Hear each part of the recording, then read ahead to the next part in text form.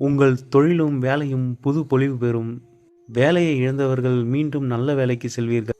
பதவி உயர்வு, சம்பள உயர்வு போன்றவை உங்களுக்கு கிடைக்கும். குறைந்தபட்சம் குருவின் பெயர்ச்சி வரை காத்திருங்கள். மே மாதத்திற்கு பிறகு குரு பகவான் உங்களின் 11ஆம் வீடான கடகராசியில் உச்சமடையப் போகிறார். அவரின் பெயர்ச்சிக்கு பிறகு உங்கள் அனைத்து பிரச்சனைகளும் ஒவ்வொன்றாக முடிவிற்கு வரும். உங்கள் ராசிக்கு 6ஆம் இடத்தில் உள்ள ராகு பகவானால் நீங்கள் நன்மையையே பெறுவீர்கள். எந்த பிரச்சனை, கோர்ட் கேஸ் என எந்த வகையான சிக்கலாக இருந்தாலும் அதில் இறுதியாக வெற்றி பெறுவது நீங்களாகத்தான் இருக்கும். இந்த மாதம் முழுவதுமே புதன் பகவான் சூரிய பகவானால் அஸ்தங்கப்பட்டு சஞ்சரிக்கின்றார். உங்கள் ராசி அதிபதி, 2ஆம் அதிபதி, 9ஆம் அதிபதி, 10ஆம் அதிபதி என அனைத்து ஸ்தானங்களும் அஸ்தமப்பட்டுள்ளன.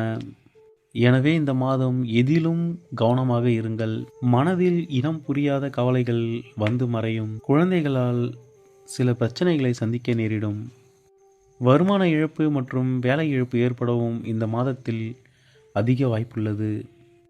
குருவின் பார்வை உங்கள் குடும்பஸ்தானமான தனஸ்தானத்தில் விழுவதால் உங்கள் குடும்ப சூழ்நிலையானது சமாளிக்கும் அளவிலேயே இருக்கும்.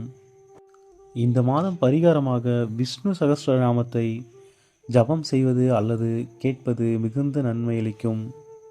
அம்பாள் வழிபாட்டை மேற்கொள்ளுங்கள். அதிக பிரச்சனையில் உள்ளவர்கள் நீங்கள் பிறந்த கிழமையில் நீங்கள் எந்த கரணத்தில் பிறந்தீர்களோ அந்த கரணநாதனுக்கு விளக்கேற்றி வழிபட்டு வாருங்கள். உங்கள் பிரச்சனைகளுக்கு தீர்வு கிடைக்கும். மே மாதம் 11, 12, 13 தேதிகளில் உங்களுக்கு சந்திராஷ்டம தினமாகும். இந்த சந்திராஷ்டம தினத்தில் நீங்கள் பயணங்கள் மேற்கொள்வதை தவிர்த்து விடுங்கள். தவிர்க்க முடியாத பயணத்தை மேற்கொள்ளும் பொழுது விநாயகரை வணங்கி பயணத்தை தொடங்குங்கள்.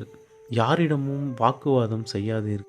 புதிதாக தொடங்கும் எந்த ஒரு செயலையும் சந்திராஷ்டம தினத்தில் தொடங்காதீர்கள். இந்த மாதம் அனைத்து விஷயங்களிலும் மிகுந்த கவனம் செலுத்துங்கள். கன்னிராசி நேயர்களே, இனிய பொங்கல் நல்வாழ்த்துக்கள். நன்றி.